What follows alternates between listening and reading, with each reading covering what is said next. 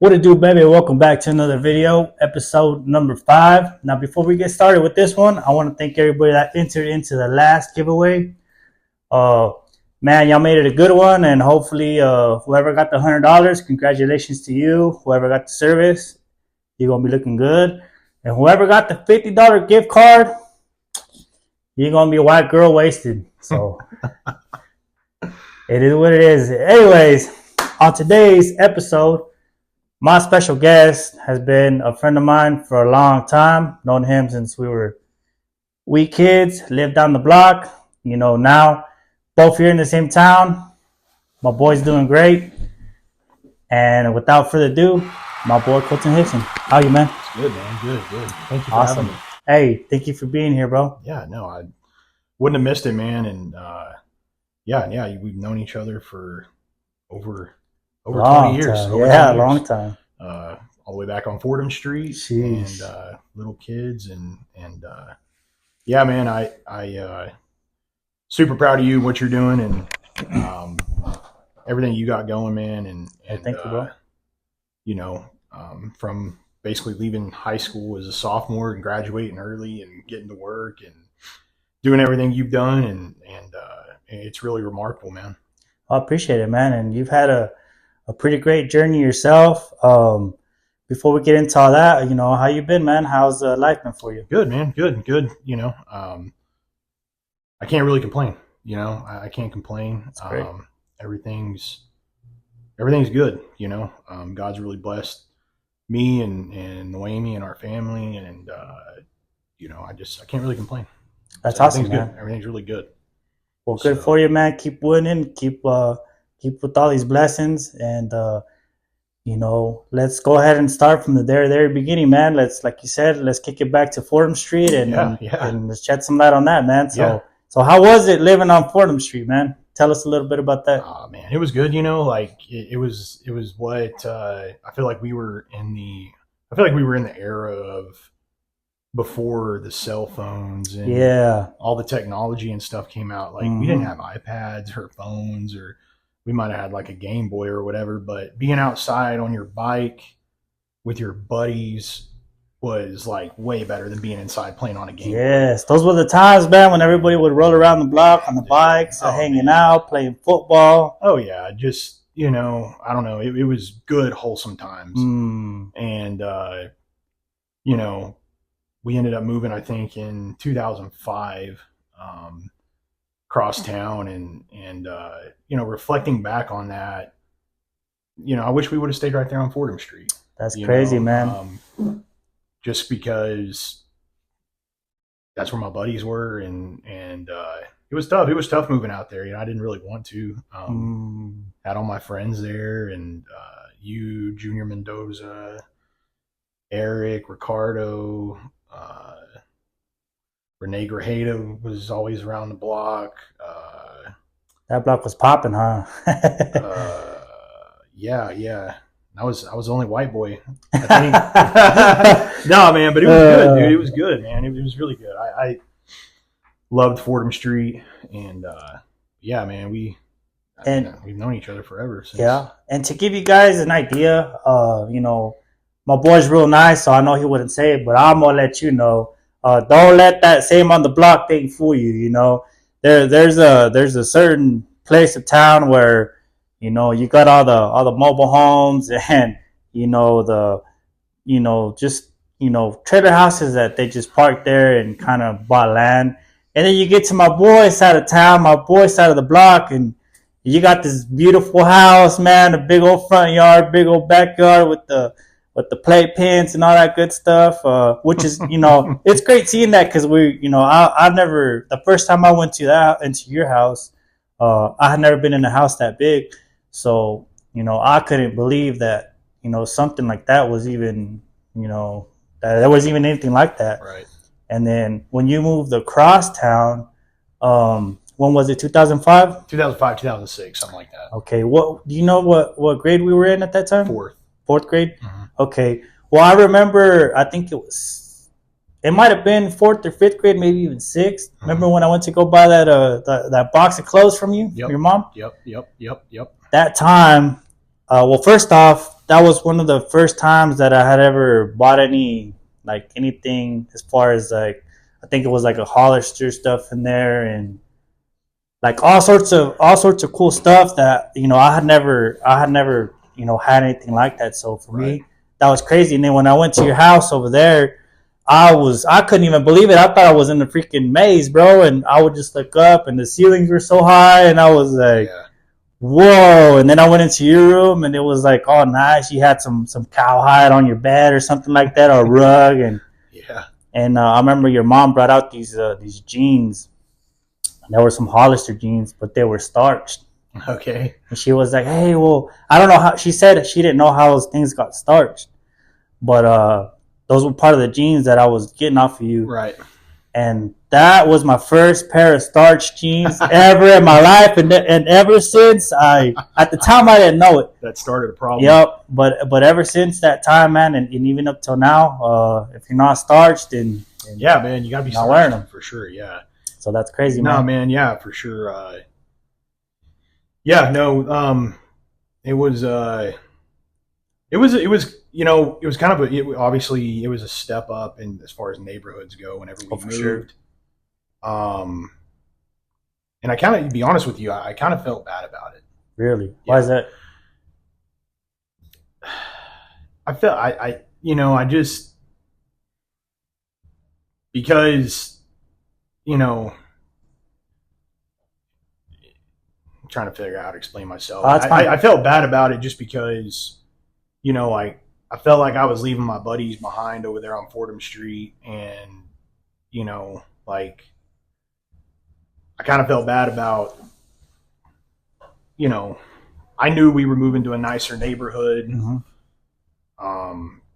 Probably I would never have you guys living in my neighborhood again, right. And I just kind of was like, my parents were really working hard, and my dad, with his business and stuff, and they were moving up the ladder and moving up with their social status and things like that. And my heart just always felt at home over there on Fordham Street. You know what I mean? Like yep, that's sure. where, And I think for sure, one of the things that I really respect about you, man, is that regardless of what you look like, as far as race, what you look like, or how you dress like, or anything, that's one thing I've really respected about you, is that you've always treated everybody the same, regardless of what the situation is. Especially for me, just how we're talking now, and every time you see me around, you say what's up. Sometimes you slide up on my social medias, you comment. And I think that's really cool, man, and I really respect that. So yeah, so awesome. I'll tell you, my dad always really instilled in me, treat everybody the same, Right on. And I can't say that maybe I was always great about that. I there might be somebody listening that could tell you a time where I had a shortcoming and I didn't treat them the same. But he really, really instilled in me to try to be a friend to everybody. And I'll tell you a story. And it was somebody we went to school with, and you'll know who I'm talking about. I'm not going to mention any names. Okay. But we come from two totally different. This guy and we come from two totally different backgrounds. Mm-hmm. He's in a single mom home. Obviously living in poverty, I would say, probably, single mom home. Dad's in prison, in and out of prison. And I befriended him. I was, built a relationship with him. This guy, unfortunately, today is in prison for murder, and is going to be there probably for the next maybe 20 years. Oh, yeah, that or the rest of his life. Yeah, or the rest of his life. But I still get phone calls from him. Really? To this day. So I know exactly what you're talking about. On a regular basis. Yeah. Awesome. I knew you would know what I'm talking about. But man, I wasn't ever too good to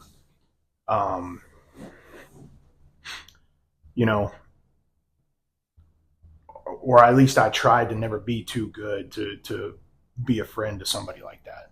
And that's awesome, man, because sometimes, like you said, you get to that point, but something at some point always comes back to bring you back to reality and what it is, right? Mm-hmm. Yeah, so, man. But I think you've always, everybody makes mistakes, of course, but I feel for the most part, man, you've stayed pretty true as far as what you believe in. I've tried to. Like I said, I'm sure there's somebody out there that could point out a shortcoming I've had, but I'm human. Only perfect person I know is Jesus Christ. So, but hey, so that was something really my dad instilled in me is hey, like, be a friend to everybody, and because too, like, my dad grew up, as the poor kid, the kid that wore the eye waters, or maybe didn't have a shower the night before, or he grew up like that, and so went through it. Yeah, he went through it, and so he and all of my siblings, he really tried to instill in us, like, hey, be a friend to anybody, because you don't know what's going on at their house. That's right. That's night. Right. You don't know. Maybe they didn't eat dinner. Maybe you just never know. And so yeah, like I said, that individual that I'm speaking about, we I'd say at least once a month. We chat on the phone. And, that's awesome, man. I put a little money on his books, and he sad situation. Yeah. A true story, an example of one wrong move can change the course of your whole life. And see, I would have never expected y'all to have a relationship like that. Like, I knew we were, we all talked, we all played the same sport, but that's something I definitely will not see coming. Next time you talk to him, send him my best wishes. Yeah, dude, I will, maybe, for sure. Maybe I could throw a little bit of money on his books as well, because anything helps for any reason, right? Yeah, no, man. He, it's, he's doing life in there. That's his life, but yeah. So, but yeah, man, I I really do try to be a friend to whoever That's I can. Good, man. And but yeah, so yeah.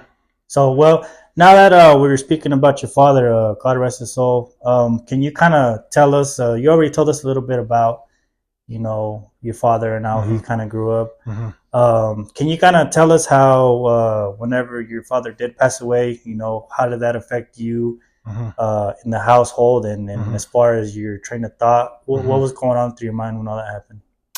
Yeah, so it was December 23rd, 2011. They told us that he was sick in a way that, like, he's going to be gone probably about 4 to 6 months. Oh, wow.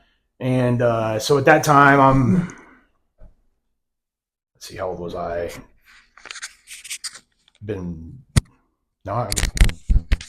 I was getting ready to turn 16, right? Yeah, I was getting ready to turn 16, and my whole world turned upside down. I mean, it's your dad. That's the tough, guy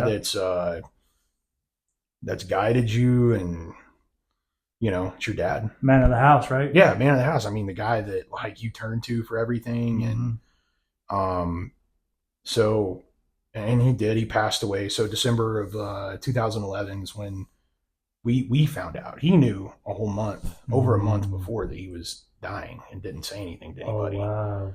And and then December 23rd of 2011, we found out, and he died about 5 months later, April 20th of 2012. And he passed away. And man, and like I said, like, it just, my whole world, our whole world as a family turned upside down. Imagine. You have a man like that plays such a big role in his family. He's a total family man. Total family man. I mean, family was the most important thing to him. And my sisters were 11 and 12 years old. Wow, super young. Yeah, man. And so, even my mom, God bless her, she lost my older brother whenever he was 5 to brain cancer, and lost my dad, her husband, at 40, 40, how old was she been? 48? Yeah, she was 48. She lost my dad, and she's experienced a lot of loss in her life, and she just took things really hard, and so I really had to step up and try to be a solid foundation, or try to be the best I could for my sisters. Um, you know, because that's the only choice I really had. I mean, Right. and my dad, specifically asked me to take care of them, and so I did the best I could, and you know, looking back on that, it was, you know, I'm going to get a little religious here, but um, what through watching my dad Mm-hmm. die, um, God really revealed Himself, and revealed how just He just revealed Himself plainly. Like, I mean, just Right. simply He revealed Himself, and so it was about a week before my dad passed away. He moved into hospice down there at the end of the hallway at the hospital, Alcatraz General Hospital, and Mm-hmm. um, he was dead set that I think he really believed within himself that he was going to fight this and beat it.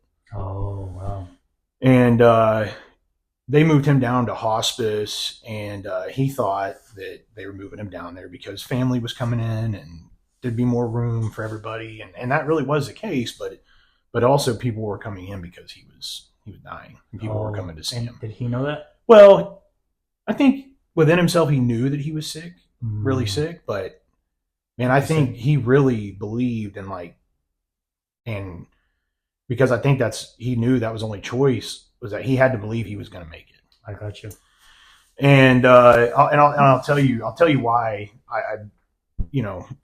I feel like he really believed it here in a second. But so that was a Friday night, and then the following Tuesday, my brother and I are sitting there in the hospital bed, or sitting in the hospital room. My dad's sitting at the edge of the bed, facing us, and at this point, he's really kind of just out of it. When you're getting bad like that, they start giving you a lot of morphine because your pain is just getting out of control. Okay. And he he was sitting there at the edge of the bed with his head like dropped down, and he told my brother and I, they're coming to get me at 4:20. And we're like, and this time it's like 10 o'clock at night, and we're like, did he just tell us like he's gonna die at 4:20? Oh, okay. That's what you guys took it as? Yeah, that's what we took it as. And so we're sitting there, like, my brother and I, like, we stayed up waiting till like 4:20 a.m., like sitting there by his bed, like thinking he's gonna draw his last breath. Right. He didn't. So we're like, okay. It's hard. Well, it never dawned on us that April 20th is right. It was like 2 days from now. This was like the 18th that he told us this. And so I'm like, April 20th rolls around, and that afternoon around 6 o'clock, he took his last breath. Really? So he was talking about the day, not the time. The day. Yeah, wow. the day. And you hear stories about people seeing things as they're getting closer to dying and stuff like that, and he was definitely experiencing that. The lady across the hall that was in hospice, she died the Tuesday night before he told us they were coming to get him. Craziest thing, man. Like, I'm a 16-year-old kid, and like some of this stuff's just like blowing me away. But this lady died that Tuesday night, but that afternoon she was singing "Joy to the World," and then she passed away that night. And but I really believe my dad, maybe he knew he was dying, but he was going to fight to the last breath. And literally his last breaths, like as he was getting ready to die, he was, I think, pleading with God, like he, because every breath was like he was saying like every breath, like, wow. And like I said, he was a family man, and his biggest fear was leaving us behind, and us having to do life without him. Right. And but you know, that night, after the funeral home came and picked him up and wheeled him out, there's nothing like, it's tough seeing somebody you love getting loaded up in a body bag. And but I knew that I had a job to do. I had, my mom and my two sisters to watch after and take care of the best that I could for a 16-year-old kid. And but it really, it's something like that for anybody. It changes you, and changes your life. And one of the most important people in your life is gone. And so you have no choice but to figure out how to navigate life. Right. And so it really, it was tough. Like I probably made a bunch of stupid decisions, and, there was a time where I kind of felt like, I'm a grown man. Like, I'm taking care of all these responsibilities. I'm the man of the house, and like, I kind of forgot that I was a kid still. Right. And that wasn't a good thing. It wasn't a good thing, because it was something I got rid of, eventually. Like, I wasn't, I got rid of that mentality, and had to mature in other areas. I had to mature in areas after my dad died, and there were some areas that I didn't mature in, like, and I needed to. But yeah, man, our world flipped upside down. But this April will be 13 years. Wow. And since he's been gone, and I look back in hindsight, and he left me so many like little nuggets of like wisdom, and just his watching him, like how he would handle things and stuff like that, and that I reflect on now as a business owner, as a father, as a husband. Those are things I reflect on, and I try to mimic. I try to do the good things he did, and I try to not do the bad things. Right, you know what I mean? Because sure. we make mistakes as parents, of course, and as spouses, and but yeah, man. I mean, golly, I miss him so much, and but I'm glad he's in a better place, man. Sure. He's pain free, and I know he'll be up there waiting on us, and he better have it good and ready for us whenever we get there, right? So, shared with you earlier, because hopefully somebody can learn something from my story, right? When my dad passed away, he dad owned a business. He owned a hot oil service company, and did really well, for himself, and he worked so hard, and upon his passing, it was decided to sell his company, and we weren't really, as a family, in a position to carry on the business and do it in a way that it would be successful. Right on. Yeah. And so the decision was made to sell the company, and so at that time, family came into decent amount of money.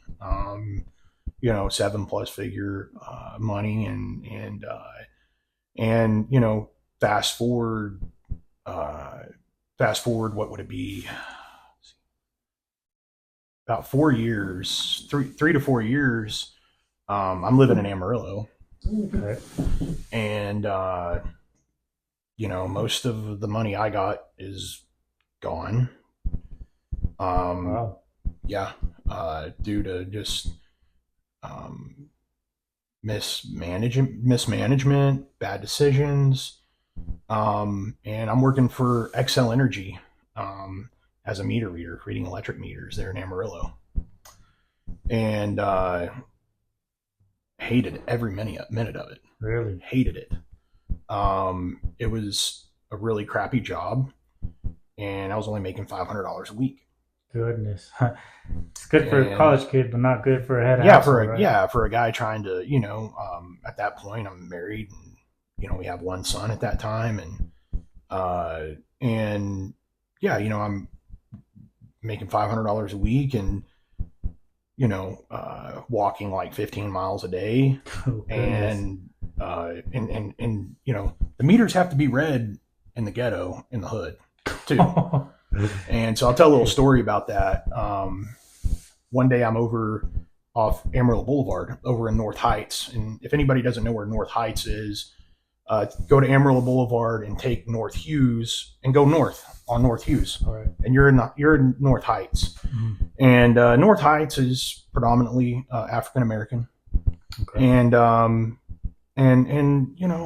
there's crime over there. There's a lot of crime. It's some impoverished areas. You've got some HUD, a lot of HUD housing, different, government. And nothing against the people over there. There's good people over there. Right.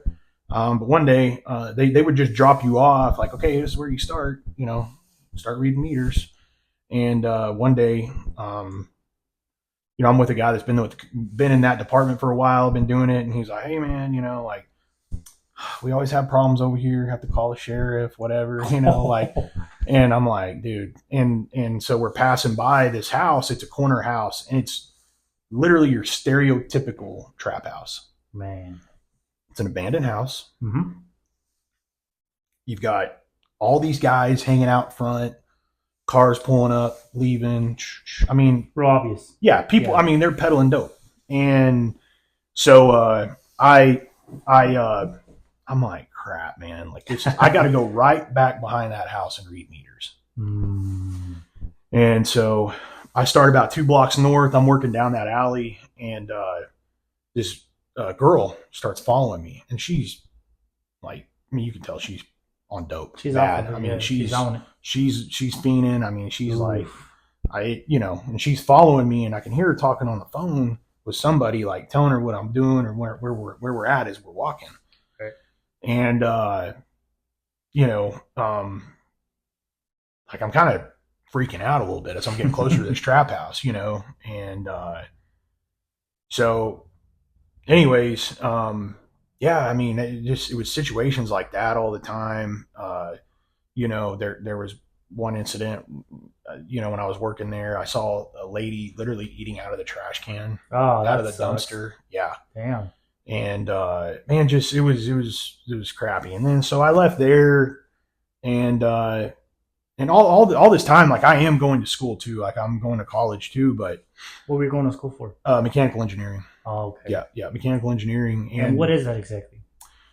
Well, I mean, it's exactly what you would think it is. I mean, it's mechanical engineering. So like the mechanics of, just like engineering, like just any field. Yeah. Well, I mean, yeah, I mean, I feel like mechanical engineering is kind of diverse. I mean, you even see a lot of guys that go to school for mechanical engineering end up being petroleum engineers, for companies. But anyway, so yeah, I'm going to school at this time, and so then I bounce from there, and I go to work at a Coca-Cola warehouse there in Amarillo, and at night shift, and so got a lot of interesting characters working at night. Oh yeah. Well, you got guys fresh out of prison that are working there. They're yeah. So you got guys fresh out of the can that are, they're going to these hiring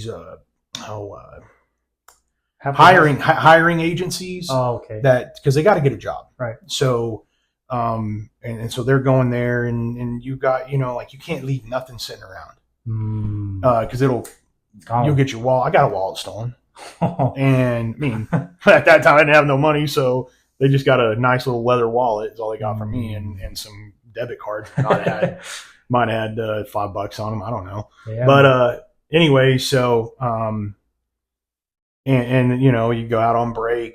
Lunchtime would be around midnight. You go out to have lunch, and you got a guy next door, sucking on a crack pipe, and I had to got in a fist fight with a guy over a forklift one night because, he wanted that forklift and he showed up late for work and I wasn't going to let him have it. But so anyways, man, it just, life really, it's like I was telling you, like God really brought me to my knees. Oh, and, And it was kind of like, it was just, I was sitting there in that warehouse thinking, man, if I don't do something, if I don't, yes, I was going to school, but that wasn't even going that great because I'm a dad, I'm a husband, I'm working a full-time job at night. I wasn't keeping up with my studies. It was kind of a lose situation, like it was. Yeah. Yeah, it was tough. And, going from having anything and everything you wanted to back to the basics, back to the basics, which, I didn't know what the basics were, right. You know what I mean? Like, and so I had to figure it out. And so, I just said to myself, like, hey, I'm going to get out of here. I'm going to get, me and Amy and the kids, I'm getting out of here. I'm not doing this. Like, I'm not, right. And it didn't come overnight. But it's tough, man. It was tough. So you were in Amarillo, and then what did you decide to do after that? Whenever you said, hey, you know what? I can't do this. I need to do something now, and I need to do something that, make it count. What was the next step after that? So we moved back home, and we're living with Noemi's parents, and I got a job working in the oil field, working for Meridian Wireline. Okay, yeah. And so started working there, and then like I hate that it worked out this way because Philip's a great guy over at Meridian Wireline. Like, I've known him my whole life. He's a super good dude, and but an opportunity came up for a contract pumper, and I called. I knew the guy that was hiring for it and everything. I'd known him my whole life too, and he gave me an opportunity, and I had to go buy my own pickup, and so that was like a hurdle. That was a big hurdle for me. I didn't have a whole lot of money, like you got to go buy a car or a pickup, and right. Have all your own tools and all that, but I was like, I'm gonna do it, and took that jump. Yeah, I took the jump, and man, I'm so glad that I did. So awesome. Glad that I did. And something I want to, encourage, something I'd like to say is I feel like people sometimes that, you see guys that jump from here to there, Mm-hmm. And, I had people telling me like, man, you just need to stay at one place. Like, quit changing jobs, like you change jobs, like you change underwear and blah, blah, blah, blah, blah. But I'm so glad that I did, because I wouldn't be where I'm at today if I wouldn't have taken those jumps. Right. The necessary steps, right? So, don't let people get in your ear, in your head. Pray about it. For sure. And if it's an opportunity to better you and your family, take it. And do the best that you can to be successful at it, and make the people eat their words that were saying, oh, you jump jobs, you're a job jumper, and blah, blah, blah, blah, blah, whatever, because I don't regret changing jobs. I don't regret, staying at a job that was paying me $500 a week, right? To try to wait 10 years to move up the company ladder to maybe be able, I'm talking about at Excel, to right. Maybe become an electrician one day. Well, I don't have 10 years to wait. Yeah, exactly. I don't have 10 years to wait. That's exactly right. I've got a family. I've got goals. I got to get out of here. And I'm not waiting here 10 years. And I saw guys do that. Right. That lived super poor because, well, this is a good company. Opportunity at some point to move up. Mm-hmm. But I don't have 15 years to wait. Exactly. I'm not going to wait. And that might be like kind of a young, immature mindset to have, but I'm glad I had that, because like I said, I wouldn't be where I'm at today. That's right. And I'm not saying that I'm at a great point now, like, oh, I'm just doing so good. No, I mean, I have my own business. Mm-hmm. I have a great set of customers, and I'm, and that's good. And so, So like I said, if you have an opportunity, and this is what I'm going to tell my boys. Hey, if you have an opportunity, take it. Take it. Pray about it. Yeah. And let God talk to you about it. That's and the best thing. And take that jump. If it's to better you and your family, your dad's I'm never going to tell you, don't do it, son. Don't do that. Don't do that. Take the risk. Well, that's good advice, man. Take the risk. And before I ask you some questions about where you're at now as far as your own company, I kind of want to circle back to what you were saying about, when all that stuff happened with your dad and, you having to, kind of figure things out. For sure, there's two things that could have happened. You could have definitely you could have just stayed broken and put your head down and never came out and just, lived a life of feeling sorry for yourself and not, not taking those chances and not trying to better yourself. But that's one of the things that I've always looked at you as and respected you as, is that anything you've ever done, whether it's, like you said, starting at that power company for Excel, you've always continued to look for the next best thing, regardless of the situation. And I think that's real respectable because a lot of people, and everybody is different, but a lot of people, I think, would have played that card to where, feel sorry for me. And this is why I can't do good because this happened to me. But instead, I'm sure you had your times where you were down, but you definitely held your head high and did took the steps. I know there's probably times where, you were going through. Well, I want to, and I appreciate you giving me that praise, but sure. I need to, I want to give a huge shout out to my wife. She wouldn't let me. No, she wouldn't let me get down or, feel bad for myself. Yeah, well, shout out to the wife, man. Yeah, shout out to you, babe. I love you so much, and thank you for being my number one fan every day. And man, she, I would not be where I'm at today without her. She, my dad did as much as he could for me to help make me a man. And my wife, really, she finished up what he couldn't. And she is such a strong person. I put her through hell in a lot of times. And but man, she I'm not at the top, but and she's drugged me. She had to drag me at times to and I'm so thankful she's made me a better father, a better husband. Man, she's so strong, and I'm so thankful God put her in my life because I needed her. Because I think about it, if I didn't have a wife like her, you and I wouldn't be sitting here. I'd probably still, at some point, I might still be sitting there. I'd probably be doing something better, but not, not to where you're at now.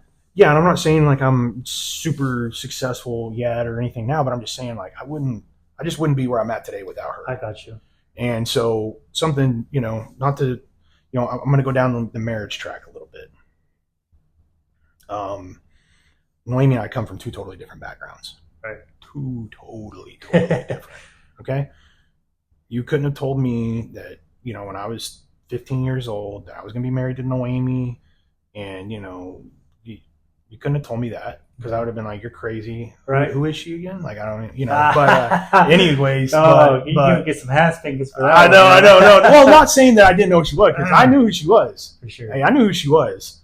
I mean, she was a pretty ass girl walking down the hall every day, heels, dressed to the nines, always. I knew who she was, and she worked at Daylight Donut after she graduated, and we like to go up there and give her a little hell, and she was a cute girl working. You didn't go up there for the donuts, though, right? No. And but anyways, no, man. But I want to go down the marriage track a little bit and say that when you really love each other, and you really want to build something in life with that person, your partner, fight for your marriage. Mm-hmm. Fight like hell. Yep. And this is a message to the men out there, because I feel like in today's time, it's so easy to give up. It is, especially now with the generation. Dude, that's it's coming. so easy to give up. Yeah, I could see that. It's so easy to give up and be like, throw in the towel. I'm done with you. Yeah. All right. Yep. You know, we'll just go get a divorce, whatever. It's so easy to go down that route and go down that path. Yeah. And, you know, we chose not to. It came close a few times. It came really close, but I'm so glad that God kept us together. That's awesome. Thank you, Jesus, for keeping us together, because I can't picture. She's my best friend. She's my best friend. Yeah. She's my best friend.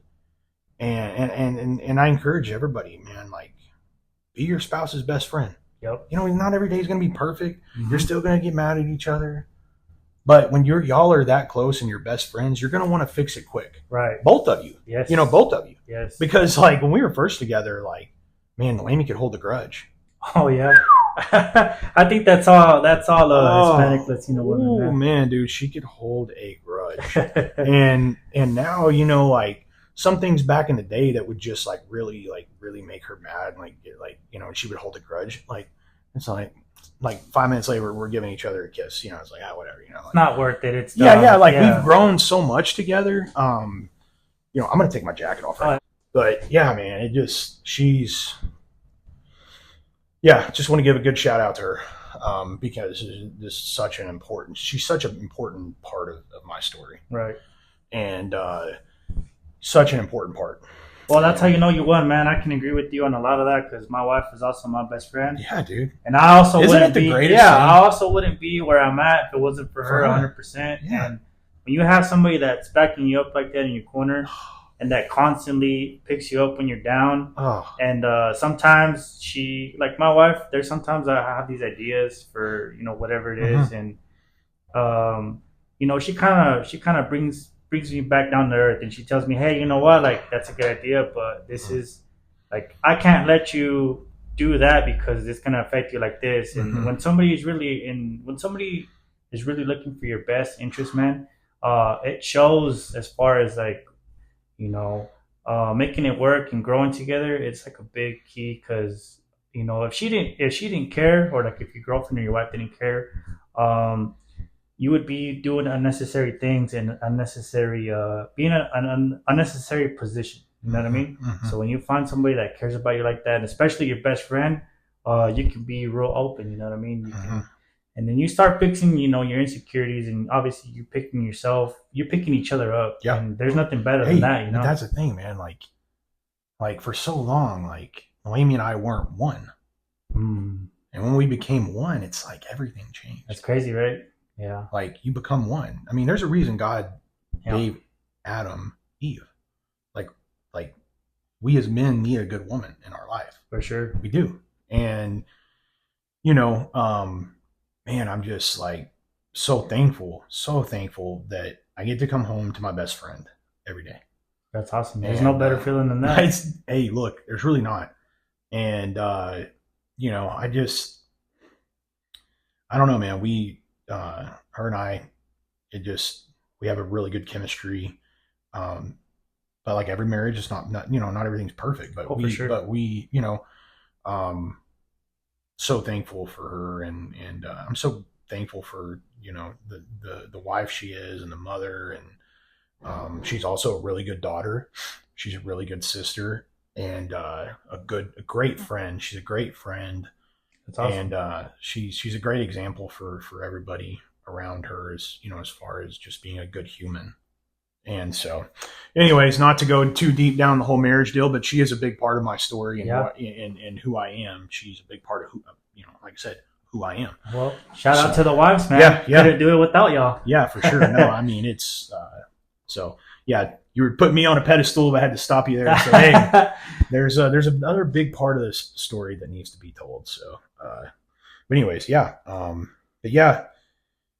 That's awesome, man. So now I kind of want to ask you about where you're at right now as far as your company. So based off your hat, your company is Hixson Oil and Gas Solutions, LLC. So tell us a little bit about that and how that came to be. I know you said, you know, you got the opportunity from that guy. So kind of tell us a little bit about what you do at your job. So you're the boss, right? Yeah. Okay, so you're a boss. Yeah, man. Well, just tell us a little bit about that and kind of let me give you an idea. Let me kind of tell you how. So, I went to work for a contract pumping company, and went to work for them. I was green. I didn't know anything about like really much of anything. I mean, I went to work with my dad all the time as a kid. Loved it, man. I loved the oil field. I knew eventually I wanted to come back and get in the oil field. As a kid, I like I said, would go to work with my dad, and something I picked up on as a kid, and I didn't realize it until later, is that and you've been in the oil field, and there's a camaraderie, unlike any other industry that I've been around. Sure. I hadn't really been around very many other industries, but I've been around, other work environments, and it just didn't have that chemistry, that camaraderie, and and I just, I really wanted to get back to that and experience that for myself in my career, and so that's where my heart was, and that's where I wanted to be. So I got back into it, and I had an opportunity. Went to work for a contract pumping company, like I said, and was green, didn't know a whole lot, but once I got into it, I was like, man, I really like what you're doing. Yeah, I really like what I'm doing. But something about the oil and gas industry that I feel like people would agree with me on is that you can go from being the greenest guy, the new guy, 18-year-old guy getting out there starting to, eventually becoming the vice president of a company. I've never personally heard or seen anybody go through that. I've seen them go through positions like that, but well, I'll tell you. Let me tell you a story of a guy. Okay. Without using any names, and I don't know who. I'm sure people will listen to this and might know who he is, but he's not from here. But a guy that I know got out of high school and started to work for Chaparral Energy up in Elkhart, Kansas, and right out of high school, and he worked his way up through Chaparral, ended up running Chaparral here in Perryton, left there, and he still worked for Chaparral, but he did so well here too, and so he got transferred from Elkhart to Perryton, supervisor role, and then Chaparral transferred him to Oklahoma City to their corporate office. Oh shoot! So he started working his way up the ladder there, and was building a great reputation for himself. And then he left Chaparral with a guy at Chaparral who was head of drilling and completions. He was an engineer, and he was vice president. He was vice president of drilling and completion at Chaparral. They left and formed a company called Revolution Resources. Oh, okay, I've heard of that. But this individual that I'm talking about became VP of operations for that oil company, and so I've seen other, I was just having this conversation with a guy the other day, a friend of mine. His son just got a job. He's 19, got a job with an oil company here in Perryton that a lot of people would know. If I mentioned their name, they would know who it is. Right. And he's 19, pretty fresh out of high school. I'd say probably about a year or two out of high school. And man, what a great opportunity. Yeah. What a great opportunity, because if it's like I told him, man, if he'll just go in there and have the want and the drive to learn his job and do really good at it, the sky's the limit. It really is. Because it just takes that one person that sees the potential in you, that's above you, that has the power to say, hey, you're coming up, I'm going to move you up. I see the drive. I see the want. I'm going to promote you. And so, I'd love to see guys getting those kind of opportunities at that young age. But I think somebody's got to tell them, hey man, especially in this industry, if you'll work your ass off, right, and and be the best that you can be at your job, and try to get as much knowledge as you possibly can, so that when you're in the room with the guys that are above you, Mm-hmm. and you know what you're talking about because you've really tried to learn your job, Right. and people are going to notice. Yeah. They're going to say, hey, this guy knows what he's talking about. Yeah. You know, he hasn't been out here doing it very much, but he knows what he's talking about. And I think that, like what you said too, that you've been talking to him. Sometimes, man, when somebody that talks to you like that, especially somebody like you in that Mhm. position that you're in, Mhm. that stuff, man, stays in the back of your head, and Mhm. you think about that, and that also makes It's a you, seed. You plant a seed. That's right, and that also makes you, so every time you're feeling a certain way, that always comes back to you. Well, I know this. I know I have this guy that believes in me. Mm-hmm. He thinks I could do it, and he wants me to give it my all. And something in your conscience, or I don't know what it is, but you do think about that. Sometimes it's like the person you least expect that's in your corner telling you these things. You think about that, and that makes you want to be better. So yeah, no, for sure, man. I mean, and it does too. It also, another big part of that is it takes. I've had a lot of good guys along the way that have patted me on the back and said, "That's awesome, good job, man. It's a good feeling." Yeah, like, hey, dude, like, I'm recognizing what you're doing. Mm-hmm. I see what you're doing. I see that you're, really trying to get good at your craft and understanding things out here, and I appreciate it. Yeah, good job. And that's awesome. And so I think that's an important part of all that too. Is somebody recognizing the hard work that you're putting in. But so I've shared the good about the industry and people. Mm-hmm. But like I've given the good, bad, and ugly on other things, so I'm going to give the good, bad, and ugly on this. Let's hear it, man. When you're a young guy too, it comes with challenges. Especially a young guy that is hungry to know more, hungry to learn more, so that I can be the best that I can be at my job. What would you say are some of those challenges? Well, it's nothing to catch me.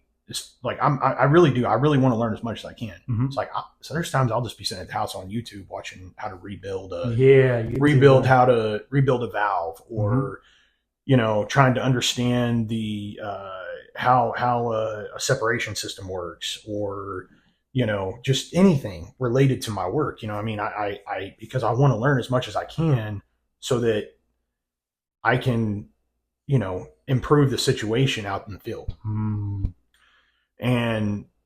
But whenever, and I've come across this, when you have, some people don't like that drive.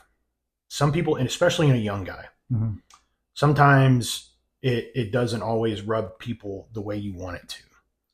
You come across as not saying that, like, not saying how I'm presenting myself is wrong, but to them, maybe they have something that they're lacking self-confidence in, maybe, or it was a lot with this older generation, is they kind of have a problem with the younger generation, like, oh, they just think they know it all, they just think this or that. I see a lot of that now, actually. And you hear and see a lot about that. And so I've come across that, with working with older guys that. What is this guy going to tell me? He's a younger guy. They have a chip on their shoulder. Right on. And they're like, by golly, I've been out here, we're doing this for 1,000 years, and well, guess what? Things change, since you started doing it in the 70s. It's not all the same now. It's not all the same, but don't get me wrong. I respect these individuals. For sure. I do, because they put in the time. They've built the industry off their back. I mean, a lot of these guys have. So I do, I do respect these guys. Right. But I really respect the ones that want to try to still learn something. Okay. Like the guys that still will sit back and say, well, what do you think? Right. What are your thoughts on this? But so how do you, when you do come across somebody like that, that's, what does this guy know? He's, a young guy. Mm-hmm. How do you deal with that? You don't say nothing. Show them with your action. Oh. Show them with your action. You're going to have an opportunity at some point. Mm-hmm. Show them with your action. Say, hey, this well, just for an example, hey, this well was acting up, and this is what it was doing. This is the steps I took. I got it turned around, and I've got it produced more than it was prior to. And whether they like it or not, the results are what the results are. I didn't have to say nothing. I just went and acted. But that's okay. That's hard to do as well, man. Because like when somebody's kind of like bashing on you, it's kind of hard to bite your tongue sometimes, especially if they're making you feel really bad. So, well, but the thing is it comes down to because I see a lot of guys like they'll just get in screaming matches with guys, right? Like, that's what I mean. I'm not like that. I'm going to be respectful. I'm going to keep it professional, and I'm not going to say much. I'm just going to go act. Go act. Go show them. I don't engage in confrontation. I'm not a confrontational guy. I'm not going to engage. I'm not going to I've gotten screamed out. I don't scream back. It's like, all right, well, okay. Like, and I didn't deserve it, but I just like, all right. Like, I mean, I'm not going to engage in that. I'm not going to. It's just not me.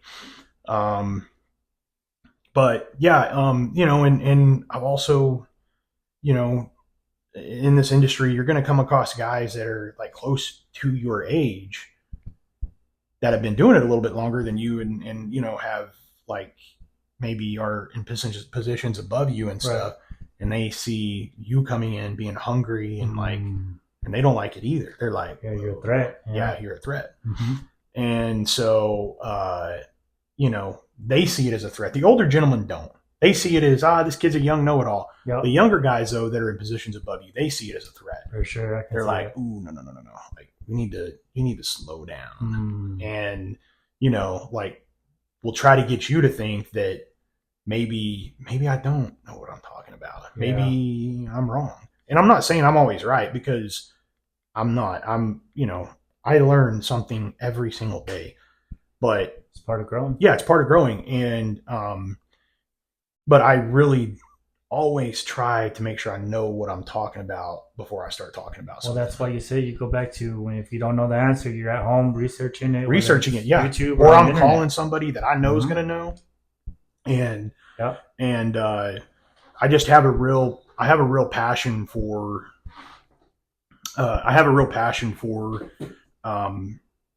just really trying to learn as much as I can about my job. And so, anybody out there, like whatever industry you're in, my advice is keep your head down, work your ass off, show up every day. And if it's something you're passionate about and you love it, learn as much about it as you can and improve your craft every day. And just, the sky's the limit, man. I think that's awesome you say that, because some of the stuff you're saying now that you're applying to your job now, I saw that in you. Now that you're talking about that, I saw that in you in school. And me and my wife were talking about it the other day too, was that you were the guy that always had all the answers, and if you didn't have them, you were out there looking and searching.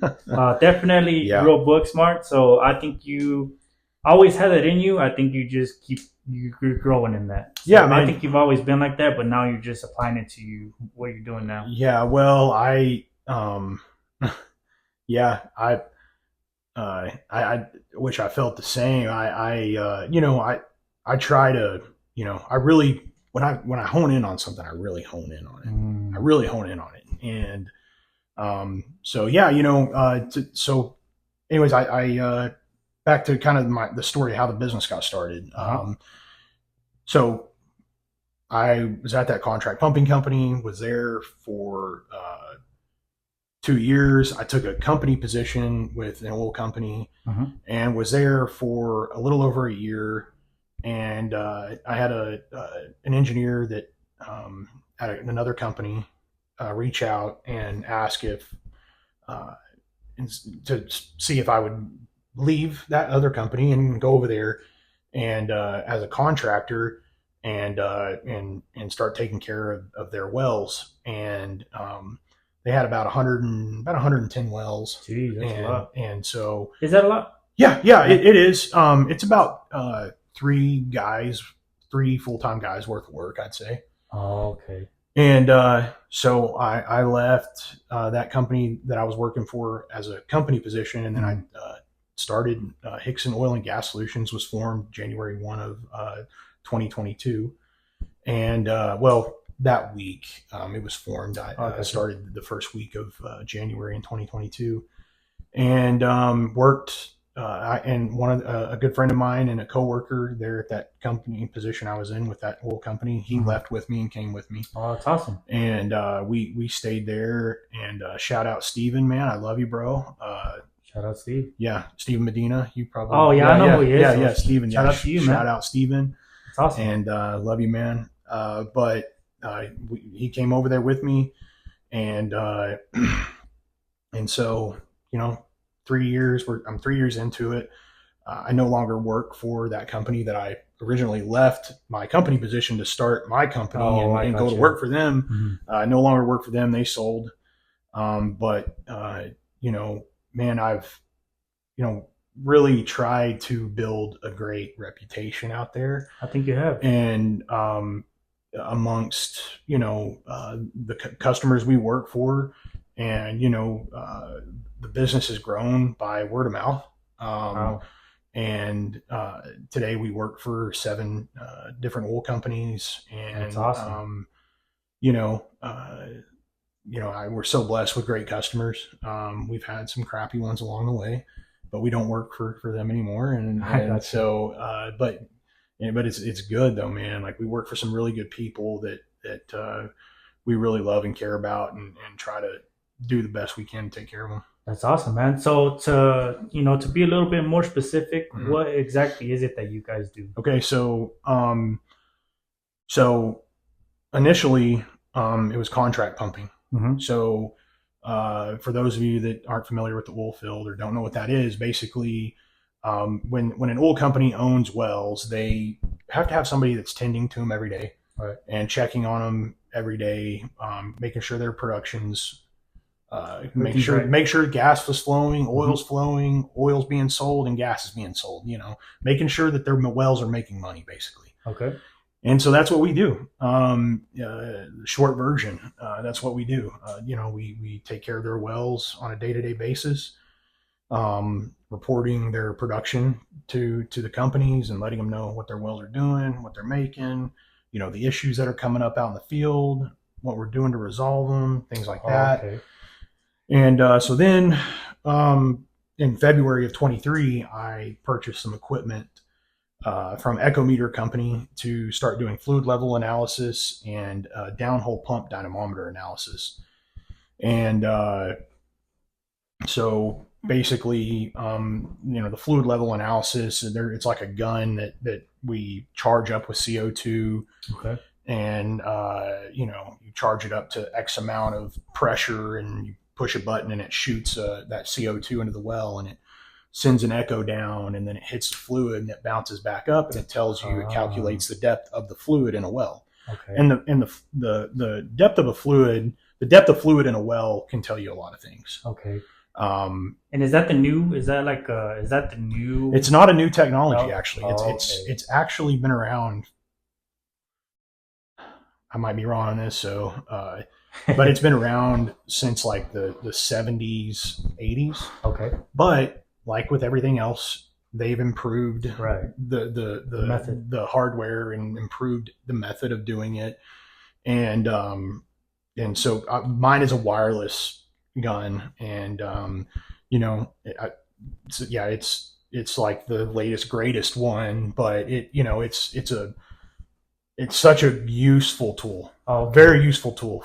And like I said, it can tell you a lot of things. It can tell you if, just a couple examples, like if your well's got a casing leak, if, your pump's not pumping and functioning like it should, if you've got a hole in the tubing, there's just a lot of different things it can tell you. So whenever you find something wrong with that well, do you report it to somebody, or do you report it to the people that hire the service rig, or how does that work? So normally, and I would say this is probably this is the case with most oil companies, or it is when you find an issue like that, you report it to the engineer, or say to every company's different, really. So you might report it to the production foreman or to the engineer. Just whoever's in charge. Yeah, it just depends. I mean, like I said, every company's different. Every company's different. So you've talked about so you do pumping, and then you also do that echo service. Echo meter, yep. Echo meter. Okay. What else do you do apart from those two things? So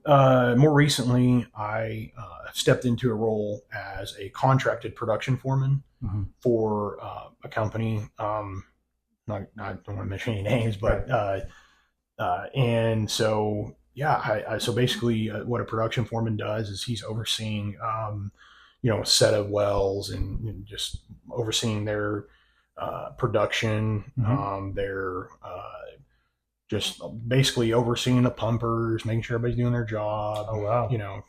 So just taking care of. This particular company has close to about 1,000 wells, and my area has got like 400 wells in my area for them. So when you say your area, are you talking about just what you have as that position, or overall in your company? So for this particular oil company that I'm in this contracted production foreman position, the wells that I'm in charge of for them is around 400. Wow! So that I'm overseeing for them. Okay, that's not counting the ones your employees are doing. No, yeah. So that's not counting like my contract pumping, side of things. Wow, man.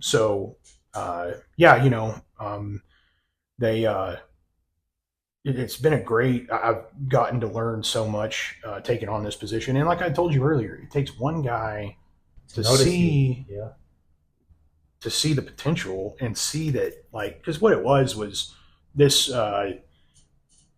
the superintendent was out. His ranch burned up in the fires back in February, and I was kind of taking on and doing some of his stuff. Like, I had some of the pumpers calling me, like, asking me about this, that, like, and like just kind of, because he's a real in the field, hands-on guy. I got you. And so, like, because a lot of superintendents they sit in the office, they scroll on the computer, and they're kind of behind the scenes, and that's fine, because they have a lot of paperwork and computer work and stuff like that like they have to do. But this guy, he's very hands-on in the field, unlike any other superintendent I've ever been around. And he was also doing like production foreman roles too. And so he came back. He was gone for about 3 months.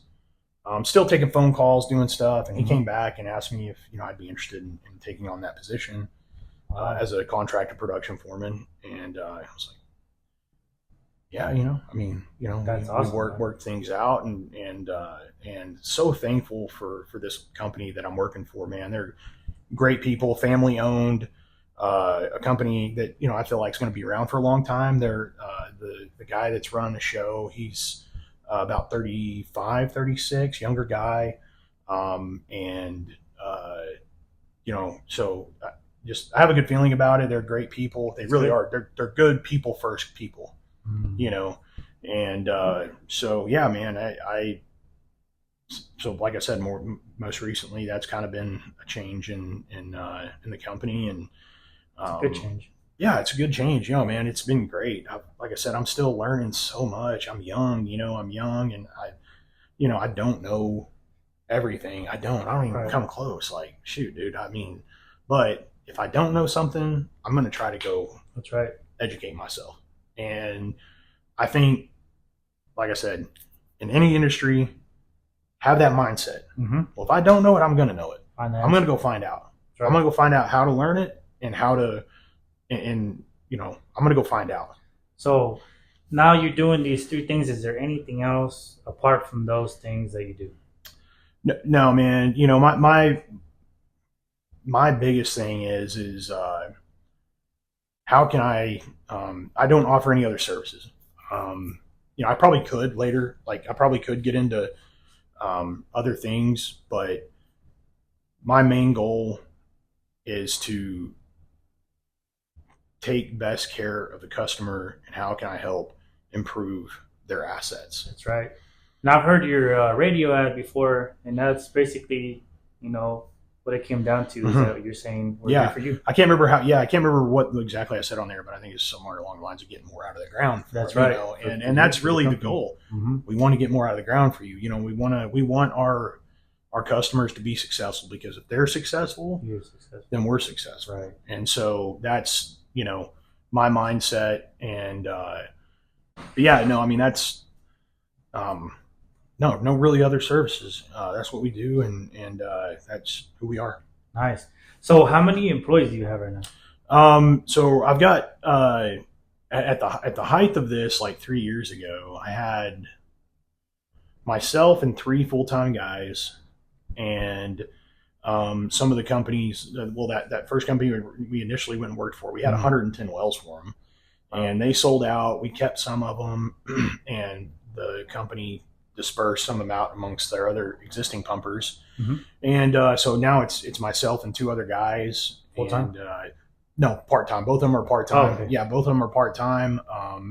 Like they're helping me out, fill in different areas, and so man,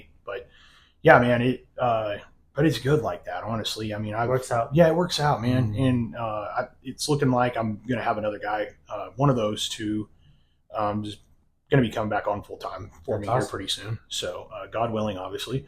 And but yeah, man, I'm not. I don't want to say I'm not satisfied.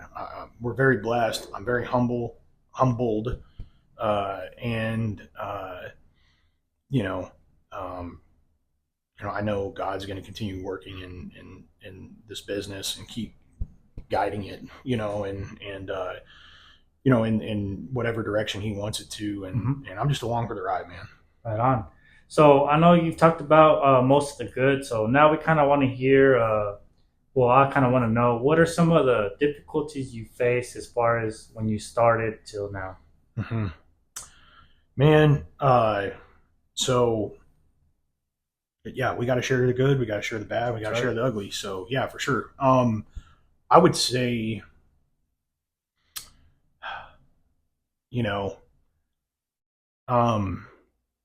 people. It's really been the hardest. What exactly? Like, I'm gonna give you some examples. Okay. We took on a really good contract for a company, 6-figure contract, really good. It was a good contract, and the guy that we were working for, seemed like a good dude, like up front in the beginning. And he saw what we had going on, and approached me about starting a roustabout company. Okay, he was a company man for this oil company. Okay, and red flag.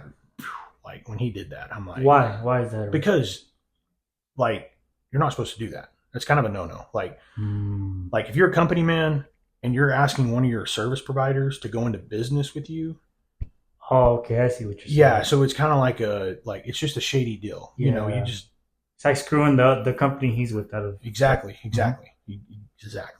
And so, I'm glad you saw it as a red flag. Oh, dude, it was a huge red flag. And so I was like, nope, like not immediately. I didn't tell him like no immediately, because I'm like, man, this is like a 6-figure contract. It's a lot of money. Right, there's a lot on the line here. Yes. Okay.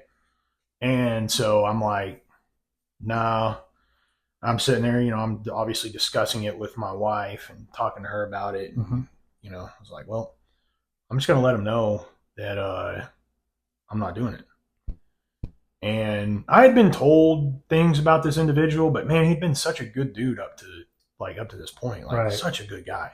Like he's giving us work, So what was going through your head, man? I was just like, man, like I'm going to tell him no. And so you just kind of knew from the beginning that it wasn't something you wanted to do. yeah, no, I was like, no, heck no, I'm not going to do that because I'm putting myself at risk for lawsuits, bad reputation. That's right. Which is like a huge thing for me. Like, I don't want to have a bad rep because I go build a bad rep with one company. And that's another thing about this industry. Yeah. You build yourself a bad rep, it follows. Good luck. Good luck the rest of your life trying to move your way through this industry. If you build a bad reputation. And you've seen it. I have. I've seen it.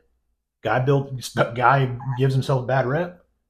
Well, he's probably not working in the industry anymore. No, and if he is, he's working for somebody. Yeah, probably doing some low down, crappy work that none of us want to do. Mm-hmm. And so I told him no, and so I literally picked up the phone that day and called Steven and said, "Hey, we're not gonna be working for these guys much longer." Oh wow! Because I just had that feeling. Fast forward. Over the next year, we stayed working for him, and it was just like he called it. So I took in summer of 23. We went to Mexico for a couple weeks. So you're on vacation? Yeah, on vacation. He calls me, and Shannon and I get a phone call, and he's like firing mad about some weeds on one of their locations. And why didn't we turn it in to get it mowed? And like, it was a huge deal. Over some weeds on a location. And it wasn't like all the other companies we worked for, like the 8 other companies we worked for at the time, the weeds would not have been that big of a huge deal. Oh. It's never been a big deal anywhere else I've ever been. It's not, I mean, it's just not at the top of but I knew there was some feelings about things that because I had, denied going into business with him. Right. And so, fast forward, to this time last year, actually, this week last year, his best friend gets laid off. From a wool company here in town. And 2 weeks later, he cuts us off. Wow. And like I said, it was over 100, it was a 6-figure contract. So, and it was a good contract as far as like the work you had to put in versus like, the return on the work you were having to do. It was just a good contract, really good contract. And so that's an ugly part of business. That was a huge hit for us, but kept putting one foot in front of the other. And then fast forward a month later, the company I originally went into business to go contract for, they sold the wells we had for them, right? Plus another, I think the whole package together was like 180 wells. So we had about 100, 110, somewhere in there. And then they like sold another 70 to 80 wells on top of that. So they sold 180 wells. And you're talking, this is a contract that's over, it's a lot of money. Yeah. I mean, we're well over $250,000 a year. Wow. And lose that contract because they sell the wells. And I've got to lay guys off. Guys I love, care about. I know their wives, I know their kids. But it's like my company's not in a position to continue to pay you when there's no money coming in. Yeah, because then everybody would be out. Yeah, they're like, and eventually at some point we're going to have to move on. But I was out trying to gather work, trying to knock on doors. But it's, in the contract pumping business and in the line of work that we're in, it's not as easy as to go get work because these are Like when a company's, when they're hiring contract pumpers, this is like a long term. Like it's hard to. You want to really make sure you know who you're getting in there, because you're going to be working with them long term. It's not somebody you can just cut off and there's another guy down the street that could do the same job. Like with roustabout work, or even in the hot oil, or certain, well servicing like the rigs, or wireline. Like it's kind of it's a bigger commitment, bigger for both parties, and so it's hard. I mean, it's hard to get work. It's hard to, there's a lot of players in it too, Okay. and so anyways, yeah, I mean, that's the real ugly part of business that we've gone through so far. But, and like I said, it's people, right? Like it's people, but, some of it is people, and then some of it's just the way the industry goes. There's highs and lows. That you've been in the industry. There's good times, there's bad times, there's good times, there's bad times. I've learned more in the bad times than I have in the good. Because you took a lot more from that, right? Yeah, well, yeah, because you either learn or you continue to make the same mistakes. So are you going to be a knucklehead and continue to make the same mistakes, or are you going to learn? And so next time, when things are good, you're taking care of your money, you're taking care of, you're being smart, you're not doing stupid shit. And, so when those the bad times come around, it's all right. We're good. I learned so much the last time. I didn't make the same mistakes again. Life's good. We'll be all right. So that's some of the difficulties you've had. So speaking of the bad times, what is one of the worst days you've had as far as you and your company? The day that we lost, that the company sold those wells. The contract that you guys had? Yep. So why it was the worst day is because I knew what I was going to have to do. And that's talk to your employees and let them know, hey, you no longer, you no longer got nothing for you. Yep. So now let's go into something a little bit more positive. What's the best thing that you've taken from this experience? The best thing is just how much I've gotten to learn, how much this has given me the opportunity to excel in my career. Oh, that's a good answer. Going out on my own, so I'm still working a company job. It's kind of one of those deals. You look ahead of you, the guys that were ahead of me that were, they're young like me. They're not going anywhere. They're not going nowhere. They're going to be there for a while. And so it's kind of like, well, stick it out here no. And I'm glad I didn't. And I've just learned so much. I've learned a lot. That's been the biggest thing. I've met a lot of really good people along the way. And people that have really invested in me and in my career, and I'm so thankful for them. That's awesome, man. And oh man, a lot of people, that I want, I give credit to.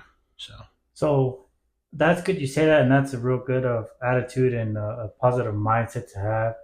What advice would you give to somebody that's trying to do something similar to what you're doing, or just any advice in general to somebody that's trying to build a company for themselves? Oh man, we could be here all night. I'm telling you how to find a company similar to what you're wanting to start. For example, look at for example, a trucking company. Go look at the good ones, go look at the bad ones. Take the good and bad, and like just really go study the ones that have been successful, the ones that have been around for years. Do the research and go look at the ones that started and didn't last. Why didn't they last? Where did they fail? Why did they fail? don't be afraid to take that jump, make that risk, and take that risk. And just be, just find that similar company and just go study and see why they failed, see why they succeeded. Do the research. Yeah, do the research. I got you. From a financial standpoint, be super conservative in the beginning. Be super conservative. Don't, really take time to think through financial decisions, things you're doing. Find a good accountant. Find a good accountant. A good one. A good one is going to make sure that you have as little of a tax bill at the end of the year as possible. They're going to find all those tax breaks for you. They're going to be keeping in touch with you throughout the year, trying to, evaluate your liability, your tax liability. Find a good accountant. Okay, so find a good accountant. Find a good accountant, a good one, and try to go, word of mouth. See what people say about, go find a good accountant. Ask around. That's some pretty good advice. Yeah, man. There's just a lot, man, and have some good people in your corner. Have some good people in your corner. Good. Some people maybe that don't know much about your industry, but that be a listening ear and be just moral support for you. Right. Have a good support group, a group of people. Or not maybe doesn't have to be a group, but a couple people that been around and maybe they don't know a whole lot about your industry, but they know business. Oh, I got you. So that's pretty good. So another thing I'd want to ask you is, what, if anything, if you could go back 5 years, 10 years, what advice or what would you change? What would you tell younger you? What would you have done differently? From a business standpoint or personal? Either or. I would say 5 years ago, I would have told myself, slow down, enjoy life a little more, soak up these moments with your children. So I haven't talked about my two boys very much. Man, them and their mom are my whole reason I get up every day and go to work, and I do what I do. It's for those two boys and their mom, and man, I love those two boys so much. And I would have told myself 5 years ago, 10 years ago, slow down. 12 more time. Slow down. Soak up with your family. Soak these times up. And you got some handsome boys, man. They're both some pretty good looking fellas. They are, man. They're good genes, huh? They're handsome boys, man. They take after their mom, and God, I'm so thankful. But I love them so much. And that's honestly too, something I tell Noemi is, if the greatest accomplishment of my life will never be how much money I have in the bank, never how much of this I have or this material thing or that material thing. The greatest gift I think that anybody could ever give me is if, when those boys are married and they have, a wife and kids, that their wife, could say, my husband's a good man. That's awesome. My husband's a good man. He's a good father. He's a good husband. My husband's a good man. That's all I need. I'd be a wealthy man just with that statement right there. So, if and God willing, we're hard on our boys, and we demand respect. We demand they give respect, and that they, not just to us, but to everybody. Elderly. They're elders. Just like today, we were at basketball practice, and people were kind of laughing about it, but it's something we take serious. The coach was telling, they had a special coach there kind of teaching them some basketball stuff, whatever. And our son, she would say something, yes, ma'am. Yes, ma'am. No, ma'am. Yes, ma'am. Yes, ma'am. No, ma'am. And people were, kind of laugh about it, because he was just like, he was just really saying it, like, you know, like Just she as would how say, it is. yeah, and it's just how they are. It's just second nature, you know. That's to you have their manners and use their manners. And but yeah, man, I if I can raise good human beings and good people, and like I just that would just be I would just be a total wealthy man just because of that. Oh, okay. I would feel totally accomplished.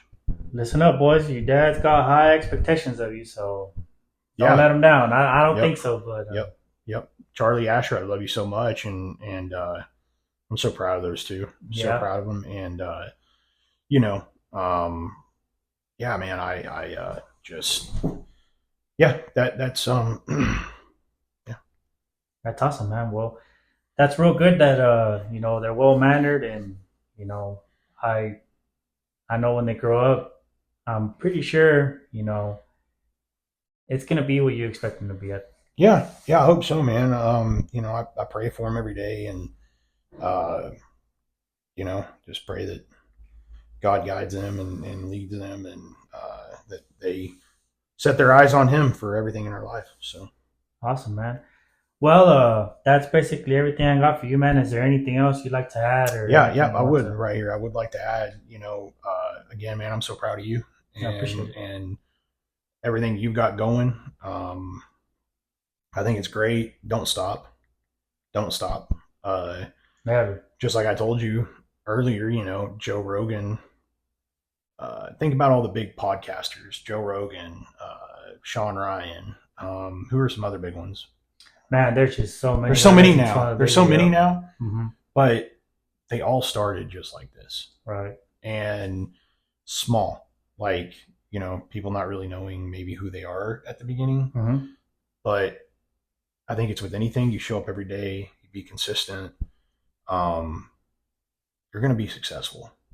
Well, and I appreciate that, so I really, you know, I'm just, you know, I'm so glad that you've done everything you've done. I think, I mean, man, you know, you've done really well for yourself. Well, I appreciate it, man. Definitely trying. And I mean that from the bottom of my heart, and very happy and proud of you. So thanks, I'm happy for you, and I'm proud of you. Hey, well, I appreciate that, bro. Yeah, man. Yeah.